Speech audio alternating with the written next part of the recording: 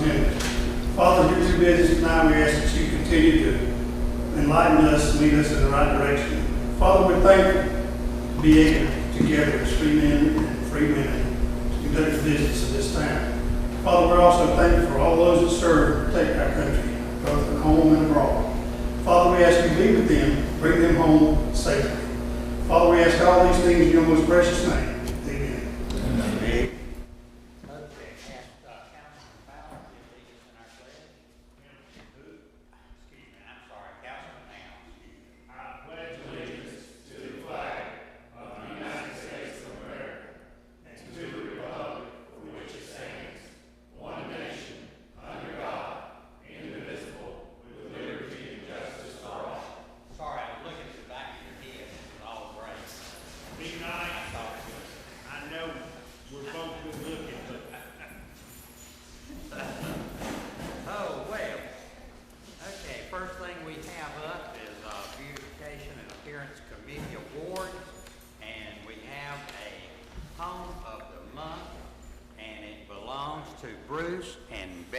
Fowler of 1021 South Shore Drive. So if we could have her to come up. I didn't see him, is that right? No, not him. So she did all the work, didn't she? That's absolutely That's right. So Becky would like to present this to you, the home of the month, and it's 1024 South Shore Drive, and this is for the beautiful job that you have done on that yard, and it does look good, I'll tell you. Thank you, We Mr. were Mayor. down I there, appreciate it. we really enjoyed it. Thank you And very thank much. you, Becky. Thank Appreciate you. it. Have a And good thank day.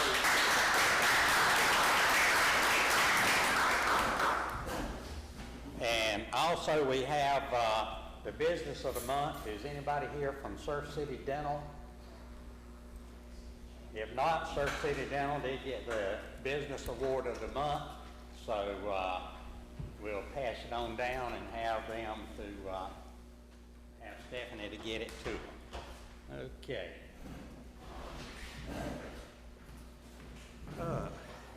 We ask that all attendances please set their cell phones to silent or vibrate mode. The council offers the public an opportunity to speak during the meeting. Comments should be limited to 3 minutes each and must be directly issued oriented to the agenda items for this meeting or an issue upon which the council has control. Citizen speakers will be acknowledged in the order in which they signed up and to speak, and will address all comments to the board as a whole, not one individual council member. Speakers will address this council from the speaker's podium and or online, right? Okay, we do have, I think we have one online.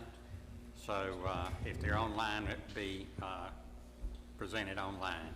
Discussion between speakers and members of the audience will not be allowed. Public comment is not intended to require the council to answer any impromptu questions. Speakers are expected to be civil in their language and presentation. Any comments where the primary purpose is to promote business or candidacy shall not be allowed. In accordance with the council's adopted rules of procedure, council members shall reserve responses, if any, for the council forum on the agenda. Okay. Adoption of the agenda with no other items being considered separately. A motion to adopt the meeting agenda is in order. I make a motion we adopt. Do I have a second? Second. All in favor, raise your hand. Opposed, same sign. Motion carried. Okay, approval of consent agenda. It is requested that the town council approve the consent agenda as presented. Do I have a motion? I make a motion we approve it also. Do I have a second? All in favor, raise your hand.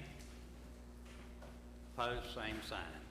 Motion carried. We will now go into public hearing. Ordinance Amendment number 2020-03, on-premise electronic changeable copy signs. Do I have a motion to go into public hearing? So moved. Second? Second. In favor, all? Raise your hand. Okay. Now we will turn it over to Miss Amy to present it.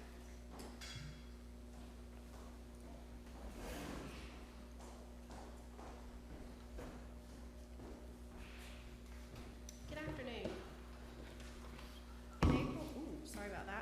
In April of 2016, Council amended the town ordinances by adding Chapter 6.19 to Appendix A. This ordinance allowed light emitting diode signs to be placed in the governmental district for all uses, and then in the O&I, which is the office and institutional, in the extended commercial district, or C3, for churches and schools, and also allowed for gas stations to show the gas prices only.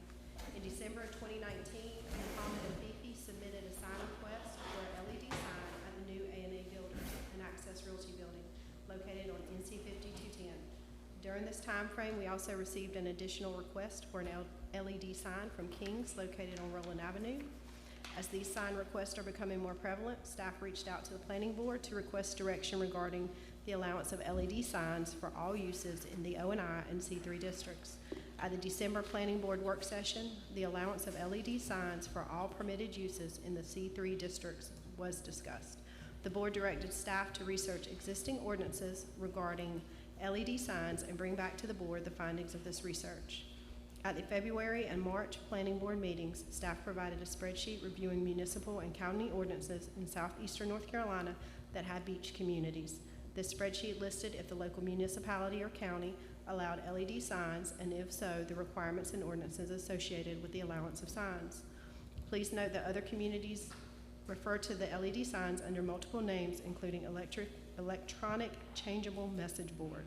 Discussion was held, as noted in the meetings, regarding specific language to be included in a revised ordinance, as well as allowable zoning districts.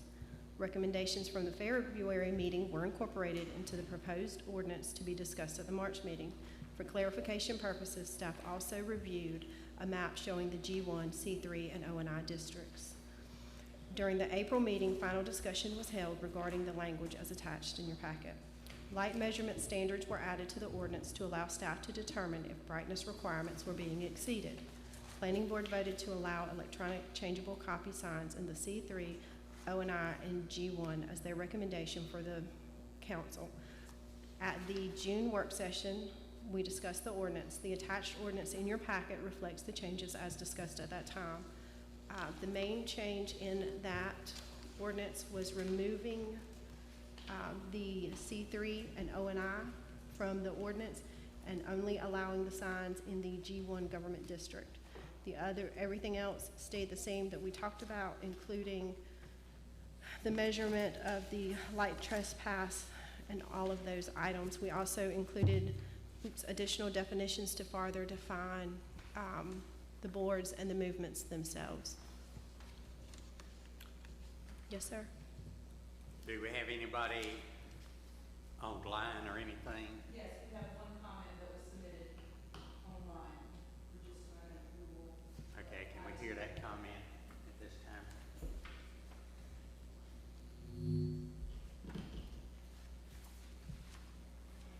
Hello, this is Barbara Morrow. I live at 1217 North Topsail Drive. I wish to voice my strong opposition to allowing LED flashing signs in our town. They are garish and not at all in keeping with our town's character. The Port City Daily reported in May that the following towns do not allow LED signs: our neighbors Topsail Beach and North Topsail Beach, Curry Beach, Southport, Caswell Beach, Bald Head Island, Emerald Isle, and Pine Knoll Shores.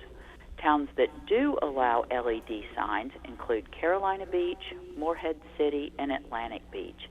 I ask you, which group of towns do we wish to emulate? LED signage is not in keeping with our town's character, history, or beauty. You all worked very hard to have the high-rise bridge built, and the view of our town from the top of that bridge is stunning. Just imagine how it will appear with harsh, bright signage dotting the landscape. Besides, I understand there are only 2 or 3 businesses requesting these amendments. So if the only businesses requesting this amendment are a realty and a construction firm, why do they need bright signage? Their businesses aren't dependent on vehicle traffic. Also, I think this amendment is rife with the potential for abuse. One has to look no further than Dale's Pub across from Holland Shelter Restaurant in Holly Ridge. Their sign has been pulsing at 1-second intervals with an unhappy baby's face all day and all night for months now. Don't tell me you feel like you can keep that from happening here. I've lived here 25 years, and I've seen numerous abuses of the town's well-intentioned ordinances. Mayor Medlin was recently quoted in Topsail magazine as wishing to preserve Surf City as a nice, family-oriented beach and community. I wholeheartedly agree, and allowing LED signage does nothing to further that vision. Please do not pass this amendment. Please do not let this horse out of the barn, because you'll never get it back in. You will never be able to control the consequences and abuses of this amendment. Thank you very much for your time. Okay, do we have anybody in person? Or no, was that the only one online? That is the only one we have. Okay, is there anybody in person that would like to make a comment?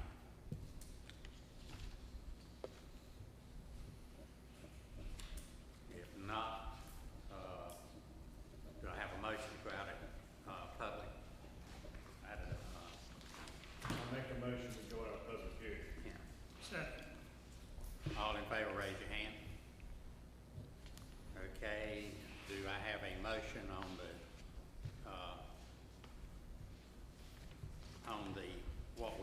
what has been presented to us as in other words, the copy that she has presented to us? We can vote on that now, right? Okay. Right. Do I have a motion? I'd make a motion that we deny it as written. We deny it as written? Correct. Because I don't support LED lighting. Do what? I do not support the LED lighting. So I would like to take that out of the ordinance. Okay, I think, could you explain? So the current language only allows it in the governmental, but it does still allow it in the governmental zone, which is the fire station, the police station, the parks. The town hall is not in a G1.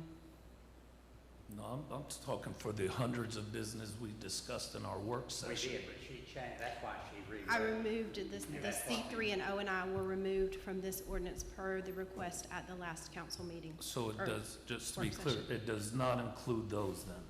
Correct. If I'm correct, you changed it to where the LED signs could only be in G1 zoning, which is Correct. the government. Right. Nothing as far as the business, C1 of that, it cannot go in, so the only amendment we're doing is change it to where it's only G1 period. Correct. G1 Right. only. Then I'll take that motion back. Okay, I'll make a motion that we pass it, seeing it's only in G1. okay. Any discussion? I've had, I don't know the rest of it, I've had several phone calls, not supporting it. I've had some that support it, but I've had more that not support it than I have supported. So I don't have a problem with that. LED sign being only for the government thing, and I'll second that motion. Okay. Any other discussion? All in favor, raise your hand. Opposed, same sign. Motion carried. Okay, don't go anywhere. I'm not, I'm gonna stay right here. Okay, ordinance amendment for number 2020-07, MFC multifamily cluster. All right, Ms. Saint. In your packet today is a request for a text amendment to the language associated with the multifamily cluster zoning. Multifamily cluster zoning can be found in section 4.1.8 of Appendix A of the Town of Surf City ordinances. This zoning was adopted on October 4th of 2016 and has been applied to 5 different areas within the town. This zoning requires 30% of the overall tract to remain as open space, limits the ability to clear cut, and requires foundation plantings for all buildings, as well as providing sidewalk connections from all homes to the public sidewalk. Based on research of electronic files, it appears that the original ordinance used as a guide for the Town of Surf City ordinance only applied to multifamily housing. It is my understanding that the intent of the current ordinance was to allow clustering of single-family homes as well as multifamily homes in a way that increased the amount of open space and preserved environmentally important areas. When comparing the overall density of an MFC subdivision to a traditional R5 subdivision, the MFC would be less dense. It was the intent of the MFC to allow flexibility in the placement of housing to meet an overall lower density with greater open space natural areas. The ordinance as written is not clear in the allowable lot size and setbacks. While reviewing the waterside development, this discrepancy was encountered. In an effort to clarify the MFC ordinance, the town is working with Cape Fear Engineering and D.R. Horton to obtain language that meets the intent of the ordinance and can be applied to all areas zoned MFC. The zoning for MFC has been applied to both the waterside development as well as Mr. Poindexter's development that has an approved plat that is located behind the Harris Teeter. In 2016, the waterside development rezoned phases 1 and 2 from planned unit development to MFC. The understanding of the intent of MFC supported the developer's desire to reduce infrastructure and preserve wetlands. The overall understanding at the time indicated that the setbacks provided in the language were for the larger tract and would not be applied to lots if they were subdivided. The approved preliminary and final plans show a front setback of 10 feet with side and rear setbacks of 5 feet. When reading through the text itself, it does not clearly support this.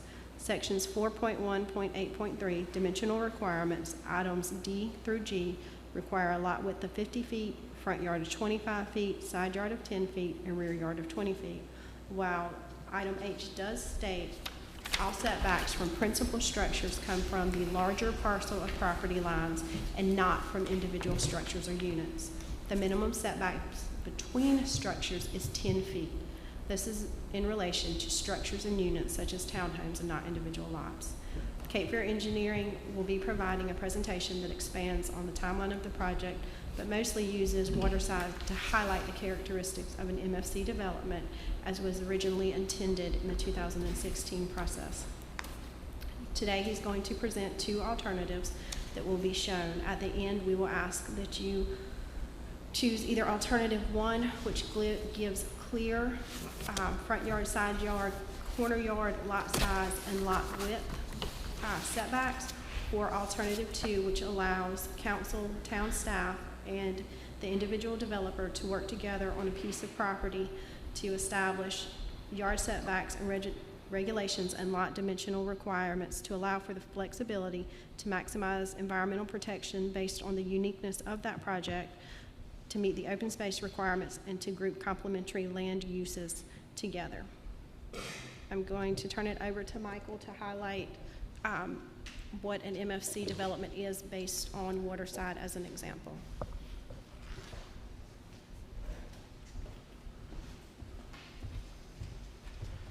Thank you, Amy. Happy to be here today with everyone. As she alluded to, I'll be speaking to the waterside subdivision and how we have used the multifamily cluster zoning to support single-family development. I'd like to start off just kind of giving everybody a little history recap of how we got here today and where we're at with the project that hopefully explains some of the misunderstanding and the clarification that we feel is necessary in the current ordinance. If you could go to the next slide, please.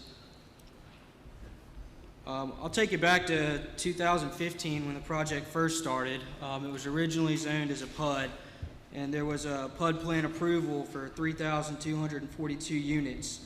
This would be a mix of single-family, condos, apartments, high-rises, things of that nature. Next slide, please. In 2016, a new developer purchased the project and had quite a different vision for the land. At this time, we started coordinating with staff, and we submitted for a rezone to multifamily cluster in 2016. This was done with the guidance and support of the current staff. Next slide, please. The benefits that came from multifamily cluster was a strong desire to leave land in conservation along the waterfront. In order to do this, there was a need for flexibility in the density and the product type, namely in regards to the setbacks. Town staff advised that we would get more flexibility with the setbacks if we rezoned to the multifamily cluster. Next slide, please. That was based on the interpretation, as Amy touched on previously, that all setbacks would come from the larger parcel boundary and not from the individual subdivided single-family lots. This gave us some flexibility to determine our own setbacks and working with staff that would be unique to this subdivision, but allow for this cluster concept of development. Next slide, please. The desire to cluster would provide more open space in the project, and the WATERSIDE project actually provides 40% of open space compared to the 30% requirement, which goes back to a 10% requirement in PUD. So there's a 30% increase in the available open space for the project. It also, as I said before, allowed for 42.71 acres along the waterfront to be placed into conservation for the protection of wildlife and protect the oyster beds in the area. The conservation area also provided a nice amenity. There'll be walking trails through it and things of that nature for the members of the community to use. Next slide, please. It also allowed us to oversize our water quality infrastructure. The ponds and treatment systems provide 213% of the state required surface area for water quality. We also get a lower percentage of lot coverage, meaning less roof space, more impervious, or less impervious rather. And it allowed us to do interconnected walkways from each house to amenity aspects of the community, including the conservation. On the next slide here, you'll see that there's a large amenity center planned in phase 3, all be walkable access for pedestrians. The cluster concept allowed us to gain some of this space back to be able to do things like this large amenity center for the community. There's also some aesthetic benefits in the ordinance to multifamily cluster. Fountains will be installed in all the ponds. There's decorative street lighting requirements. Planted landscape beds have to use mulch and no pine straw, things of that nature. Next slide, please. There are also some additional buffer requirements, and the cluster concept allows for less infrastructure and less underground utilities, which allow for wider right-of-ways and allow for more plantings.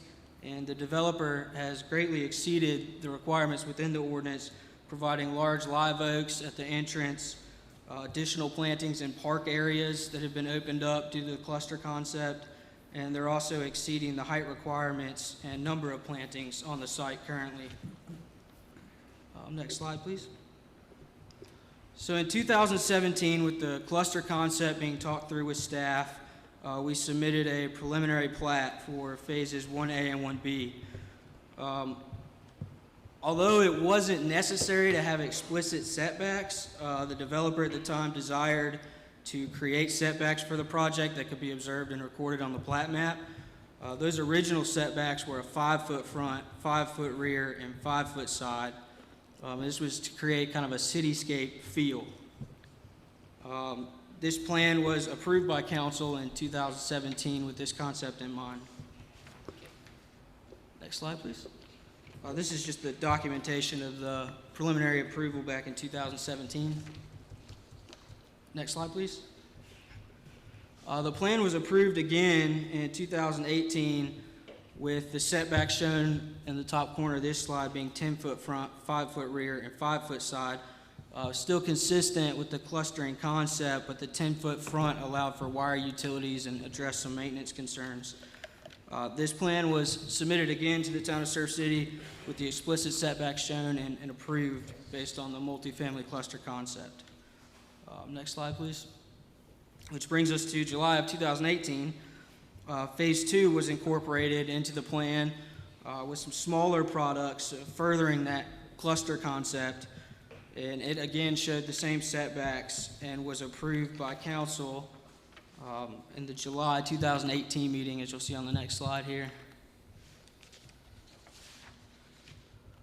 So where does that leave us today in terms of project status? If you could go to the next slide, please. And the next as well. We have completed engineering design for the first 170 lots within phases 1 and 2 based on the preliminary approval of the cluster concept and those reduced setbacks. There's been significant construction on site. Phase 1 is 95, pushing 100% completion. Phase 2 is at about 60%. And just to point it out, D.R. Horton has invested over $7.5 million in infrastructure and acquisition for this project to date, hoping to get the density based on the reduced setbacks that were approved by the town council under the cluster concept. Next slide, please. After substantial completion in Phase 1A, bonded plat was submitted again to the town for review and comment and approval by council. We explicitly showed these setbacks again on the final plat. Next slide, please. And here is the bond estimate at the bottom. It was February of 2020 that it was submitted and approved by council, and the plat was recorded for Phase 1A with the setbacks shown and previously approved. Then we got the building permits. D.R. Horton held a meeting with the town to review the plot plans and the survey requirements as we went towards CO. No setback issues were mentioned at these meetings, and 16 building permits were actually issued for the project to allow home construction to begin. Here on the next slide is just a synopsis timeline for you of kind of where we are with the project in regards to the setback approvals and the preliminary plan approvals all the way to final plan approvals and building permits. We held a final walkthrough with the town of Surf City in April of 2020, and the construction of homes was just kind of getting started. We walked through for final acceptance of utilities and roadways. No issues were raised in regards to the setbacks, leading us to believe that everything was going on as planned and based on the preliminary approvals. The town had a second visit to the site following the final inspection when the homes were a little bit further along in construction, and they raised concerns about the front setbacks being 10 foot in regards to the sidewalks along the main boulevard. There were some concerns that cars parked in driveways might be blocking the sidewalks, reducing the access for pedestrians. D.R. Horton, realizing this, came back and adjusted their deed restrictions to address the concerns and work with the town. They've restricted parking, and they have several line items here about boat parking, RV parking, things of that nature that would obviously be a concern given the reduced front setback. It's also important to point out here, I think, that D.R. Horton has an in-house manager that'll be living in the community to help enforce the HOA guidelines. They also hire outside management to help enforce their deed restrictions within their communities. After another review of the setbacks and the ordinance, we again were negotiating with staff over this, and there had been quite a bit of turnover, and with the new administration, they felt that the setbacks provided in table 4.2 needed to be adhered to even on single-family lots as opposed to taking them from the larger parcel boundary as it was previously interpreted. The only thing that I feel doesn't support this interpretation is the minimum lot size being 2 acres, which seems to not be very consistent with the cluster concept. That's kind of what opened up conversations between CFE, D.R. Horton, and town staff. Upon further discussion, we felt that it was reasonable for multiple interpretations the way the ordinance is currently written. So with staff support, CFE prepared a text amendment and proposed it to the town in May of 2020. Here we came in and explicitly laid out setbacks for single-family lots if they are to be subdivided from a larger parent multifamily cluster zone parcel. A majority of the concerns that we received over these listed setbacks were in relation to the side setback. If you could go to the next slide, please. We understand there's some fire concerns in the town of Surf City, but this is a concept that's been done in several other ordinances, including the ones listed here: Topsail, New Hanover County, Wilmington, Southport, Carteret, and a lot of these municipalities do this to allow for preservation of wetlands, preservation of open space, consistent with the intent that Surf City seems to have for their multifamily cluster zoning as well.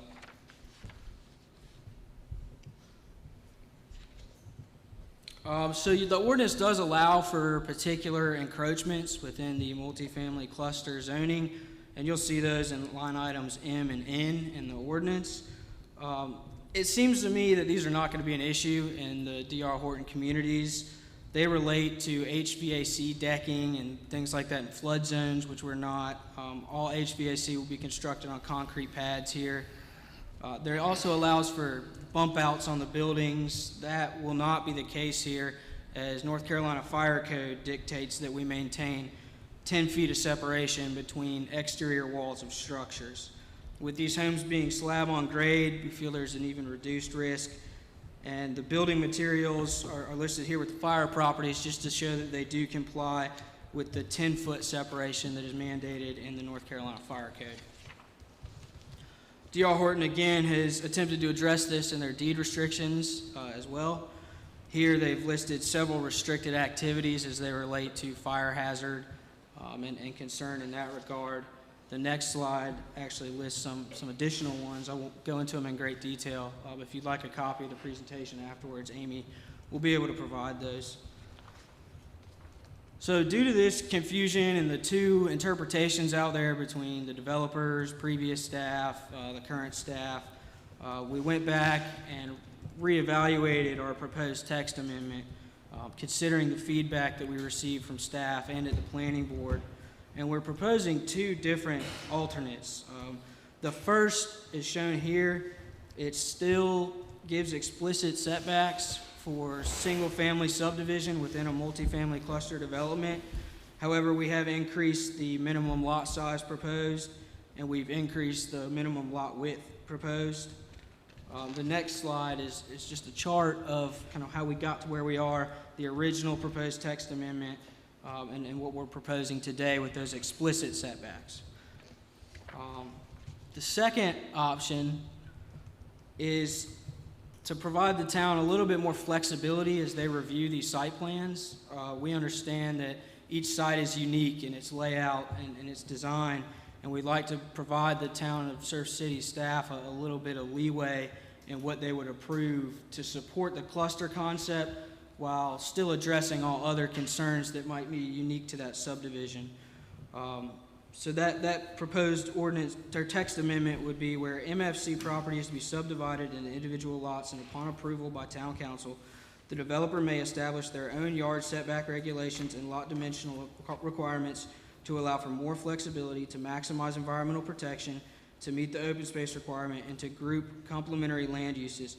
However, the minimum state, building, and fire code shall be met. And this option would allow the developers to propose their own setbacks, but they are also subject to approval from Surf City staff and town council at the end of the day. Thank you, sir. So I think what we're looking at is alternate 1 and alternate 2. Yes, sir, that's correct. Right. The way I look at it, I'm going to let Amy tell us, but the way I look at it, if we have the people in order that we have right now, such as our planning department and our fire department and our utilities department, in other words, the ones that we have right now, then alternate 2 would probably be great. If we didn't have them in position, I'm not sure whether you might be better off with 1. So that's just my take on it. I mean, right now I think we'd be better off with 2, but I'm gonna let Amy give us her opinion. So the planning board did vote on alternate 1 with the idea that we would come back and discuss alternate 2 at a later time. What we did add in alternate 2 for y'all today, if you do look at that one, is that where he said the developer may establish, we added the developer and town staff may work together to establish their own yard setbacks. And at that time, we could remove things like the pop-outs and the allowable encroachments, because right now we have a 7.5-foot minimum, but we allow a 2-foot encroachment into that side setback. So you're really down to 5.5 feet already. So by allowing them the opportunity to sit down and look at the site and do site-specific setbacks, and then kind of remove some things if they make us concerned. It gives us a greater opportunity to conserve land. A traditional R5 subdivision does not require any open space, and this would require 30%, which is our highest open space, and saving our wetlands and our maritime forests and things like that are of great importance to our ecosystem. So that would be my recommendation. Amy, let me ask you a question. Yes, sir. From the planning board's perspective and working with the zoning, of the two amendments, 1 and 2, which do you prefer? Which do you think is best for the town to move forward on and be consistent on? Let's go back. Now, you said they preferred 1, but was that when they had written in it that the developer made the decisions? They made the They motion. didn't have anything in there originally about the Correct, town. town staff. So they made the motion to pass alternative 1 for the time being and to work on language for alternative 2 at a later time. So I added, and town staff may work together to alternative 2, because the way it read originally, it kind of sounded like the developer was just picking his setbacks. So we added the language, and town staff may work together to ensure that it was a cooperative agreement, so that we weren't just allowing them to set everything. So again, I'm gonna sound with Buddy. What is your opinion is the best alternative? 1 or 2? 2. 2. It That's allows what I- you to look at the unique piece of property and determine the best use of that property. Okay, okay. Can I ask our attorney what he thinks about the language? Well, I was just looking at it, I had this issue with another town, and I believe there's a case about 8 years ago that stands for proposition, am I on all of the plans? Yeah. Proposition that in the approval process, that staff has to exercise discretion in approving something or imposing a condition that kind of kicks it over to a quasi-judicial hearing context that needs to be based on almost like a variance type thing. And I like the concept of the second proposal or alternative, but I think we're going to have to add some language to that option to give it a more delineated framework that we reach that decision. I mean, working together is great in spirit, but what happens when they can't agree? And that's my concern. So I believe it would kick it over to a quasi-judicial hearing if you're going to vest staff with the discretion to make that approval. And I'm trying to find where I did the analysis before. Let me ask this, if we were to go with option 1 tonight and bring option 2 back next month, is that going to slow anything down? No, with option 1, I can release all of their current building permits. You could or could not? Yeah, their plan does meet, even though it shows the 5-foot setbacks, their plan meets alternative 1. Okay. Currently, phase 1, all lots in phase 1A and 1B and 2 will meet the requirements of alternative 1, so we could move forward with that. Would hold them up on construction? That's my question. Yes, sir. It would not hold them up on construction. Phase 1, 1A, 1B, and 2 all meet this alternative 1. Could one of y'all come up and just agree to that, if you do agree with it, on the record so it's in the minutes? Yes, sir, certainly. Yes, we do feel that alternate 1 will allow for development to continue in all of phase 1 and phase 2. Okay, and do you have any issues with going with option 1 tonight, and with the understanding we'll come back and look at option 2? Yes, certainly. We take no objection to that. I would recommend, Mayor, that and Council, that we go that route now. I like the concept of option 2, but if it's going to end up being a quasi-judicial decision, then we have to put a framework in place so we can make that decision, because there are gonna be times when the developer doesn't agree with town staff. So, Okay, can I get a consensus that we let the attorney and maybe work on it and bring it back to us? option 2, but you can Oh, go ahead. Go ahead with option 1. Right. I think that, unless, I don't see any problems with it. It sounds like staff doesn't have a problem going with option 1 tonight. The developer doesn't have a problem with it. It keeps everything rolling forward, and if we can come up with a better, legally sound option 2 next month, then you can consider it at that time. Are we talking about a time frame? All of this will be, you have all this in place by next month's meeting, so we don't prolong it? Yes. Well, that's gonna take them a while on to. Okay, do I have a motion to go with option number 1? We need comments for a public hearing, Right. very quickly, and to Yeah. close out the public hearing, and then we can make a motion. Kind of tangle it. I make a motion to go in public hearing. Second.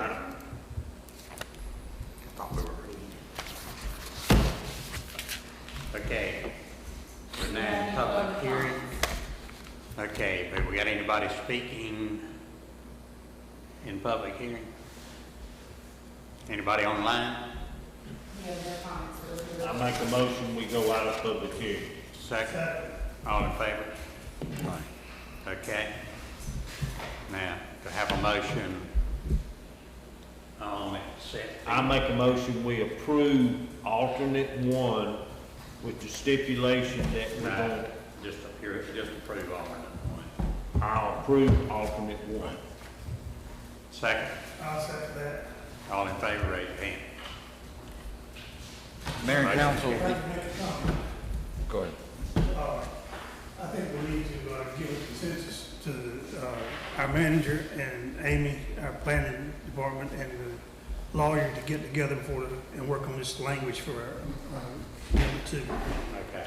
That's what I was gonna suggest. Okay, do we have a consensus? I know we don't want to vote on it. Yeah, but- that's- Yes. Yes. Okay, so you got a consensus. We'll have something for the council's consideration at next month's meeting. Okay, all right. Okay. All right, public comment time. Have you got anything? No more received. Okay, do we have any open public comment? Think so. All right, finally. Is there anybody here from Surf City Dental? Oh my gracious, we just have to have them there. Yes, come on. Come up here. Well, you've been up before, something, I mean, you guys been up. Yeah. Okay, this is the business of the month, and this is for Surf City Dental, who does an awful great job with teeth, but they do a lot for our community too, and we appreciate everything that you do, and you've got a nice looking place. Thank you But very this much. is the- Perfect. Okay. You got anything you want to say? You got 20 minutes. Oh, gosh. We appreciate it. We're proud to be a part of this community, and thank you for the recognition. We appreciate it. You're welcome. A little less than 20 Thank you. minutes. Thank you for being there, too. All right. Mr. Manager, you got a report? Yes, sir, Mr. Mayor, and council, good afternoon. Continues to be a pleasure to serve the council and the citizens of Surf City. Just real quick, wanted to give a shout out to all the staff that put in the time and effort for our 4th of July video.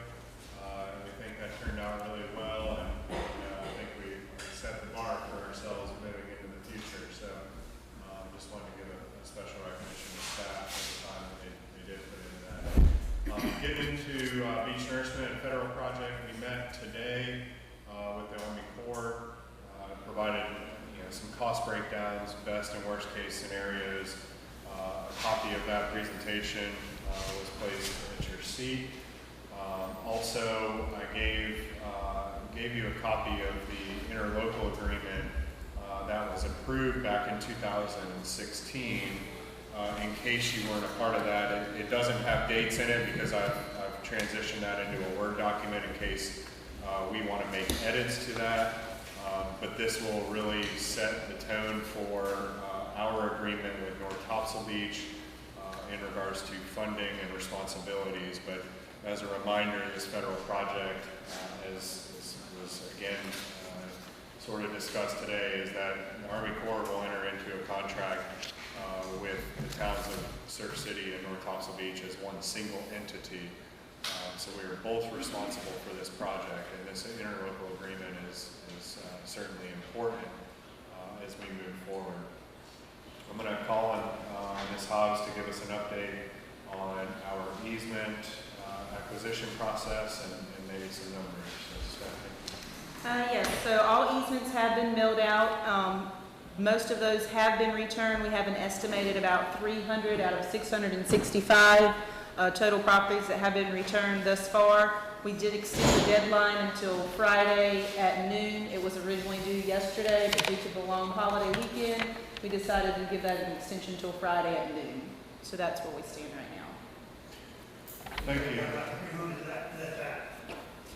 I believe so, yes, sir. I have a very large stack to still go through.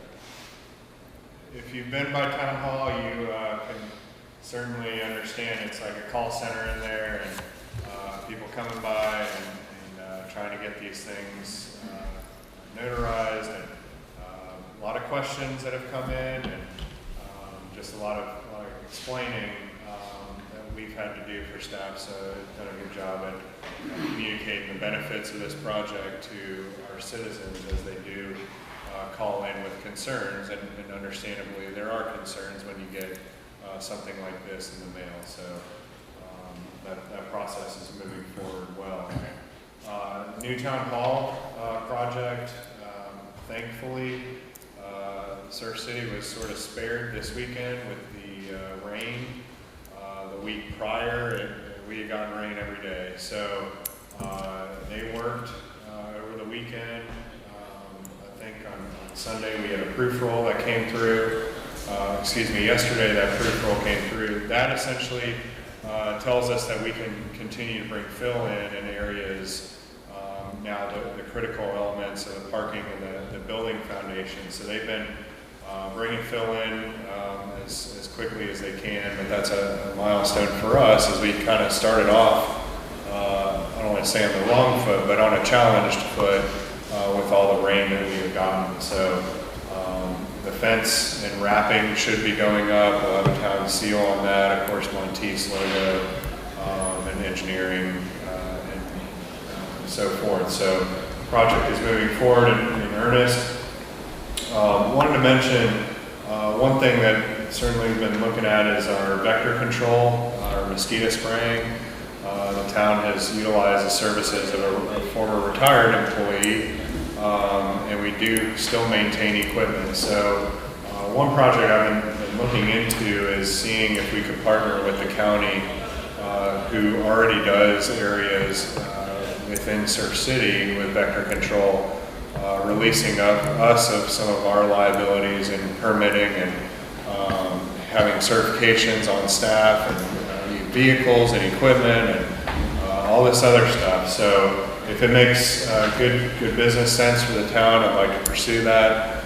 Working on an MOU, but we'll look at some numbers and I'll bring you some benefits that I think that we could consider, as well as some cons of potential moving in that direction. But I did want to bring that up to council to let you know that that's something that we might look into just from an operational standpoint.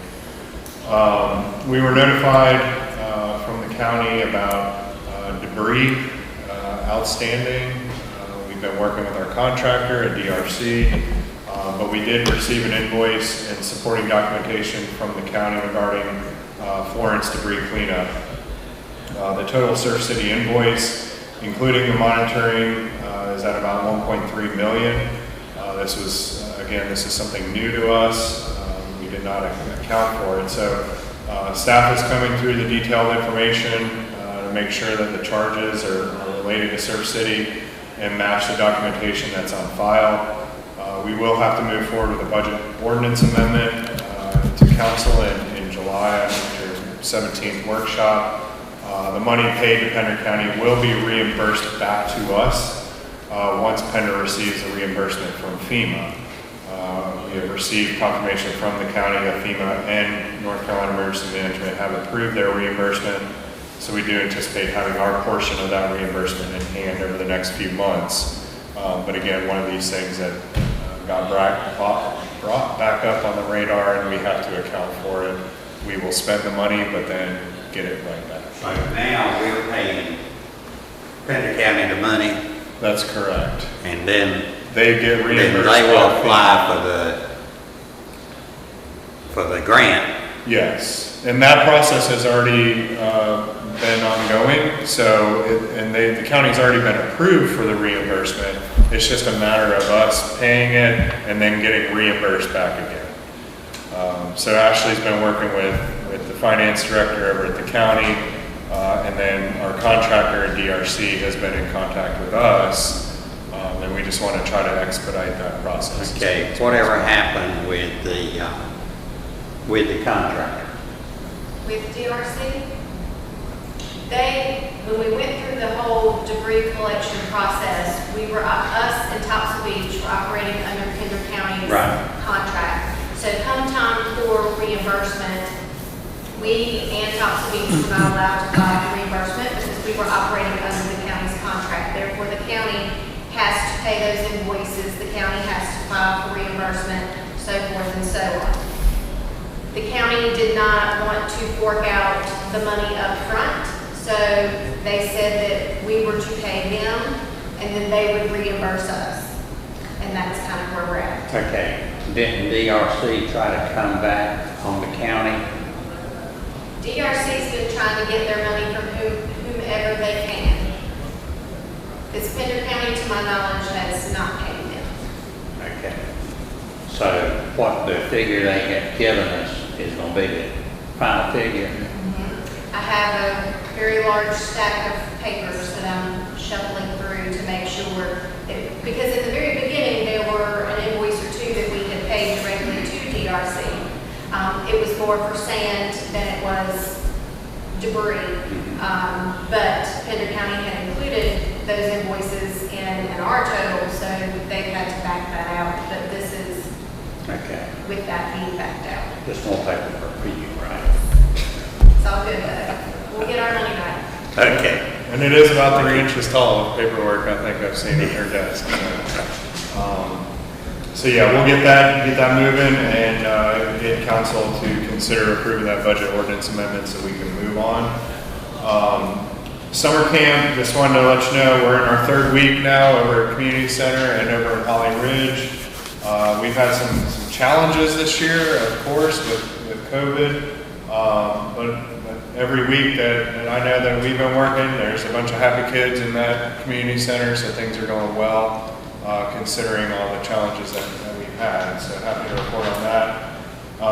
Just wanted to give you an update for the CARES Act funding and at EDA. That staff had submitted cost reimbursements both to Pender County and Onslow County for expenses related to preparation and response of COVID-19. An update to that is that we've signed the agreements with Onslow County and should see that reimbursement pretty soon.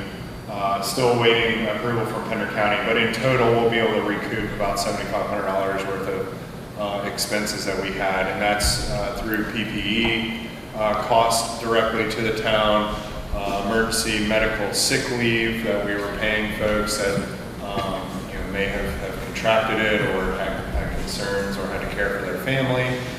So those are payroll costs that we'll get back, and the things that we were able to submit, we did. So whatever we can get back, we will. So just wanted to give you an update on that. As you've heard me mention before, but officially we have submitted an application to EDA for about $150,000 to develop an economic resiliency plan. This also comes under the CARES Act. What we're trying to do is identify marketing, branding and retention strategies for visitor-reliant businesses that will facilitate attraction of new visitors and to recapture return visitors. Identify and define diversification strategies for the town to recruit, support, and promote businesses that are more resilient to sudden changes in tourism. So things like a pandemic that might present themselves that have a major impact on what our economy is, but also in times of natural disasters, how can we be more economically resilient in our community?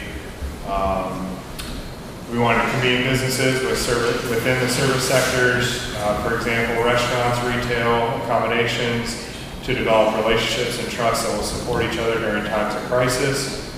For example, it would be effective for there to be one website that each business supports with updates on business hours of operation, new standards and policies, availability of product, etc. Another thing that we've talked about is how can we develop a supply chain, stronger supply chain for our local businesses in times of need. We also like to do a retail study that will support and encourage existing businesses to form those alliances, etc. So the cost match on this grant would be in-kind services or town staff time. This really builds on I know the mayor's roundtable discussions with our business communities and having a better relationship with that. So we're pretty excited about that. Worked with Pam Bostic at EDA, as well as Hillary Sherman down in Atlanta, who reviewed the applications and really felt good about them. So we've got that in the works. Also, grant application was submitted. This was a really quick turnaround for us for the FY 2020 Defense Community Infrastructure Pilot Program. This was a pilot grant program through the Department of Defense, or DoD. And we were able to submit projects for some of our key needs within town, water and sewer projects, headworks at the wastewater treatment plant, investments in our water treatment plant, our AMI project, or advanced meter infrastructure. This helps us determine actual flows with our I&I issues we have here in Surf City, as well as sidewalk infrastructure improvements. So it is a pilot program. Again, we worked with some of our partners. Councilman Torres was very helpful with that, getting up with our commanding general and getting a letter of support for that grant application. So those have been submitted, and just wanted to let you know that good work is being done, and staff did work hard from the utility side, being involved in the streets to be able to get those turned in. I think it was a 2-week turnaround from when we were made aware of the funding. So lots going on in town. Happy to answer any questions from council and mayor. I do have one, but it's going back to the DRC thing. I don't know if you mentioned it, I might have missed it. What was the total cost on that? That's an invoice for debris removal? It's 1.3 million. That also includes not just to DRC, that also includes monitoring costs. And so money's going to that firm also. Okay, that's fine, that was one. And then the second one, it's old news, but we were waiting on an answer from the DA, and when we had this conversation, the attorney wasn't here during that work session, right? We talked about possibly doing a temporary amendment to allow for the drinking, off-premise, but within 100 yards. And I think it was a hold-off to see what, maybe they were waiting on what the governor's executive order update was going to be, but I don't know if you're tracking this, Mr. Eads, but I guess it was Atlantic Beach that did a off-premise, allowing bars to open. And the problem where we can't do it at the time is because we have a specific ordinance that says you can't drink off-premise. So all what I was asking was to do a temporary ordinance to allow off-premise, but within 100 yards, similar to Atlantic Beach. And Atlantic Beach had spoke with, I guess, the mayor's office, not the mayor's office, the governor's office, the ALE. It only applied to a handful of businesses, but but I thought any business that we can help around here, which would be, I think it's either 3 or 4, because Gilligan said it's not worth it to them. If they're not gonna be able to do business as usual, the operating cost, the return on investment isn't there. But I know the trailer bar is definitely interested in it. And I bumped into the owner the other day. Well, one of them, I mean, he's got 10 years put into this thing, and he's at the point where it's the breaking point for him. And any relief would be useful to him.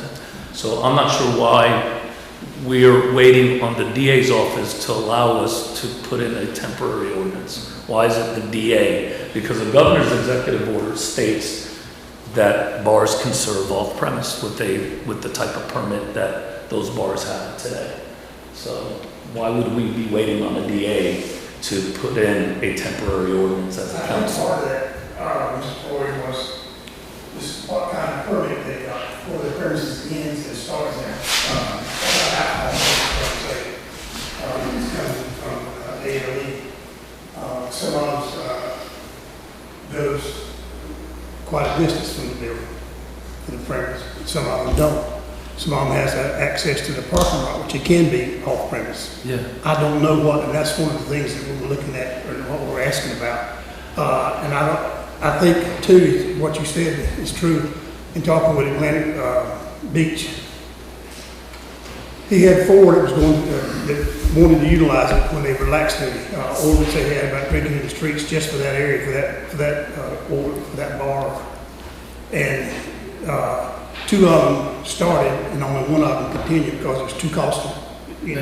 Cost-wise, it was too much for them to absorb the more they were making. Yeah. But if they could open it up inside, is what they wanted to do, which they can't because of the government executive order. But Right. I think it boils down to what kind of ABC permit you hold and how far it can be off. Because say some can go to their own parking lot and do that, and some has to go away from it. I don't know where and how. That might be a question that could be asked, but you would need to. I'm sure Well, I think Kyle had the discussion, and you got a copy of their temporary ordinance, right? Yeah. And we could shape that however it needed to fit. I want to ask Councilman Lee. The lawyer, the attorney.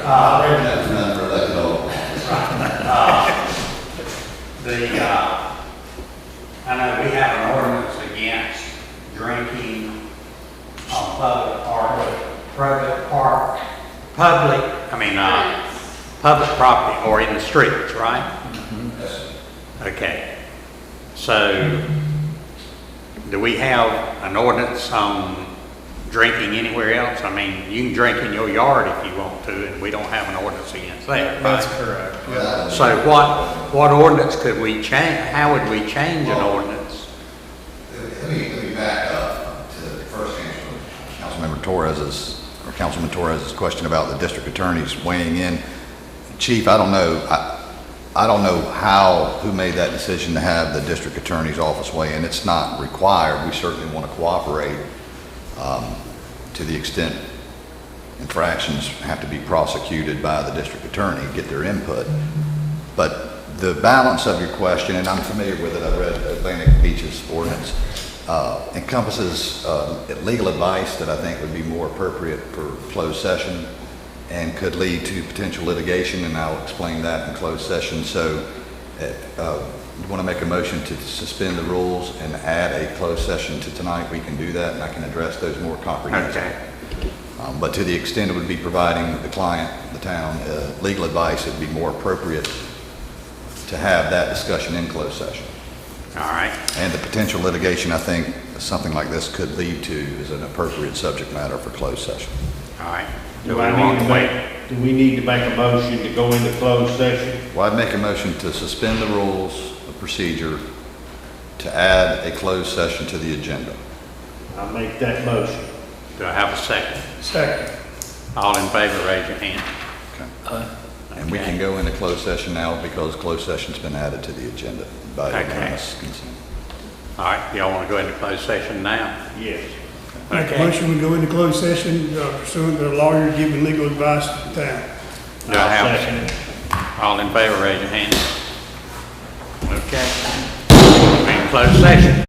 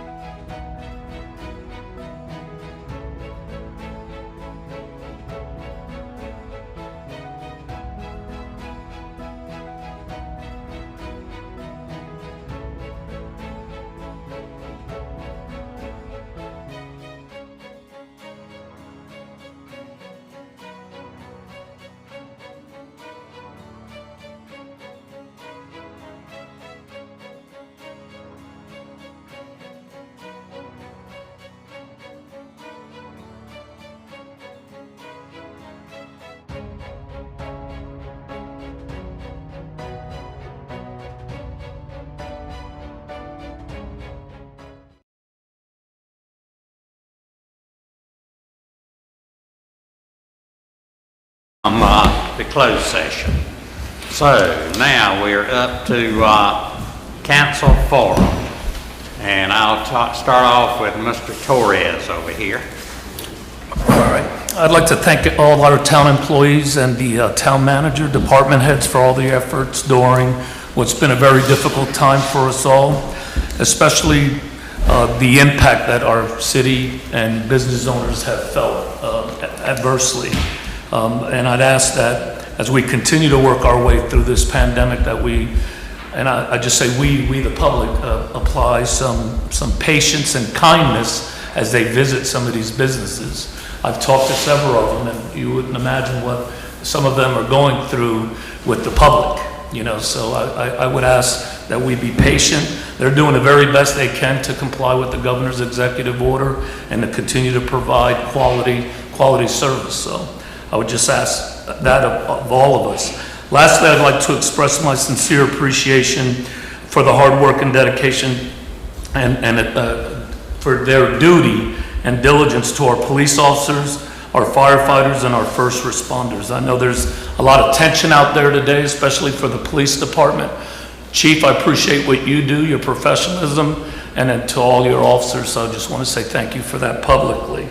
And other than that, thanks for everyone who showed up today and participated in our discussion, whether it was remotely or in person. And that's all I have, Mayor. Thank you. Okay, thank you. Councilman, Mayor Pro-Tem Buddy J. Fowler. Thank you, Mayor. I'd like to echo some of the same sentiments that Mr. Torres did. I'd like to thank all our department heads for their leadership and their staff in going through this difficult times that we're going through. And I'd like to ask the public's patience and use good common sense. We have basically been on vacation. If you look at this pandemic, people want to come, and people that has places at the beach have been here.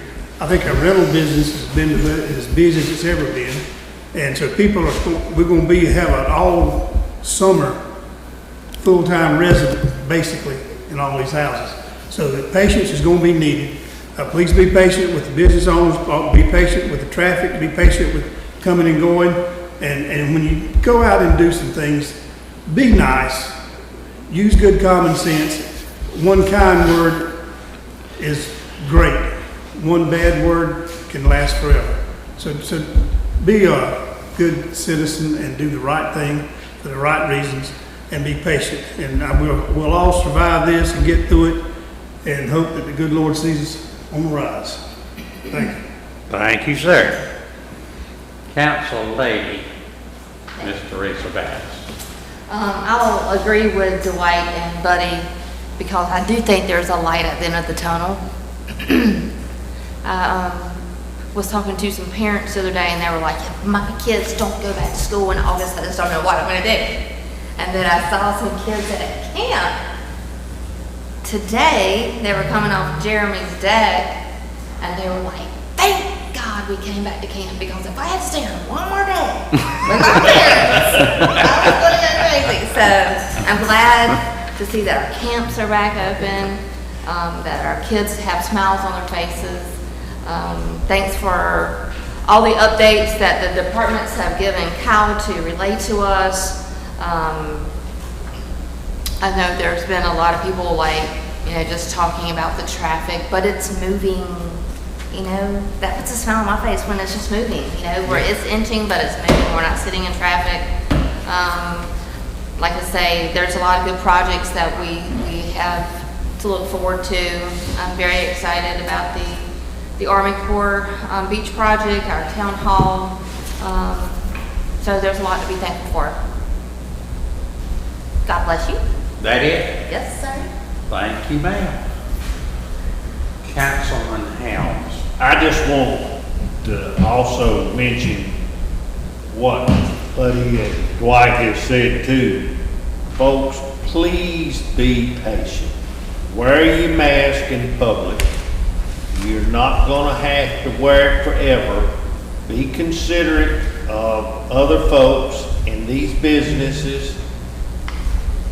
I don't like the mask either a lot, but we have to abide by what the governor has put out. And I want to thank all of our town employees. I want to thank all of our department heads, all our staff that's over in the office, and our town manager. And yes, we have been busy this summer. The tourists are here, and be nice, because nice goes a long ways, and it'll give us a good reputation, and these foul words or a comment that's not needed, it lasts. So please be nice to everybody. And that's all I have. All right. And I hope everybody had a nice 4th of July celebration. Mr. Jeremy Sugar. I have nothing to say for the first time ever because everybody said something already that I agree with. And that is an amazing concept, I can tell you right now. I just am ready for life to get back to normal, so that's all I want to say. That's it, thank you. We have a great council, thank you, Mayor. We have a great council and Mayor. We are, it does look like we are coming back pretty much to normal. We had a fantastic 4th of July. The business was great. We had very little trouble as far as the mask in our business. Just about everybody came in wearing it. And of course, we do have masks there in case they don't have one. But they've used very few of them. Most of them wear, you know, their own masks. There's also some beautiful colors coming in there. But, so, I mean, people were real polite. I had one woman, the only one that's had anything to say really about the mask deal. But I want to thank the police department and the fire department and all for their work and protecting people and all over the weekend.